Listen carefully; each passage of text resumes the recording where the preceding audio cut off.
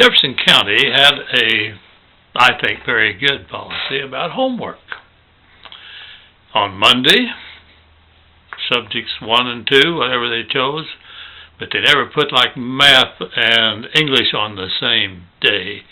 They mixed subjects that might demand more concentration with lesser subjects whenever they could, so that each of the days, Monday, Tuesday, Wednesday, and Thursday, had a couple of subjects listed.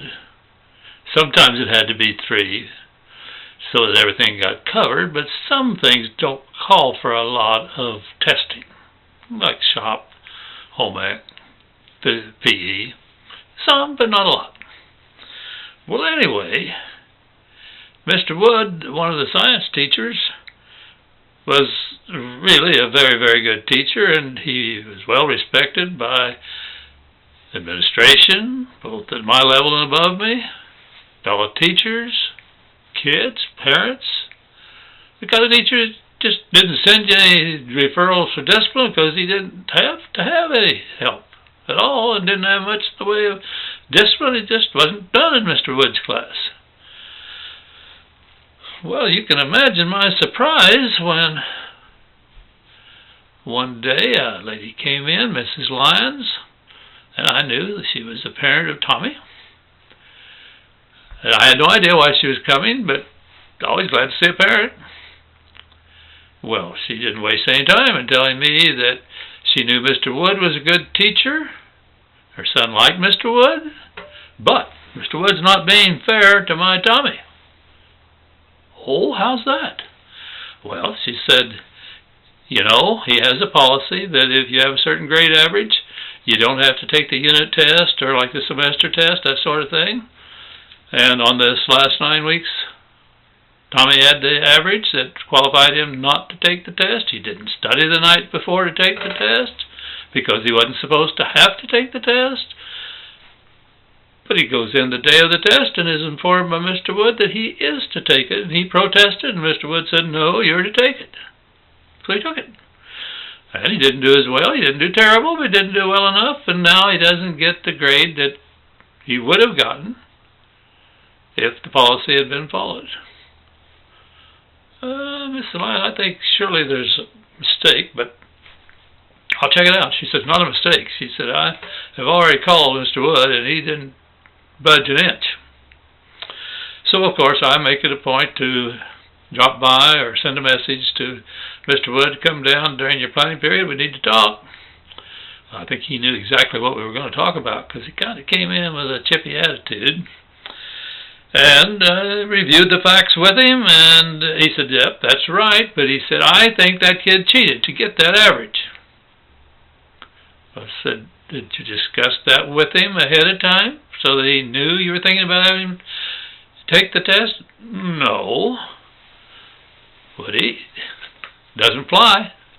You got to give the kid the grade he would have had if he had not taken the test. No. Mr. Wood was pretty emphatic.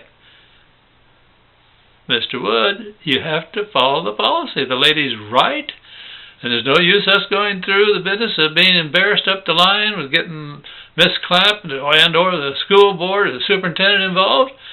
The kid gets the grade he should have had. Well, I'm not going to change it. You don't have to. I'm the principal. It's my job to see to it we follow policy. I'll change the grade. I'll quit. And he leaves and goes back to his classroom. Well, you know, a teacher of that quality you really don't want to lose. But you can't compromise on what's right is right.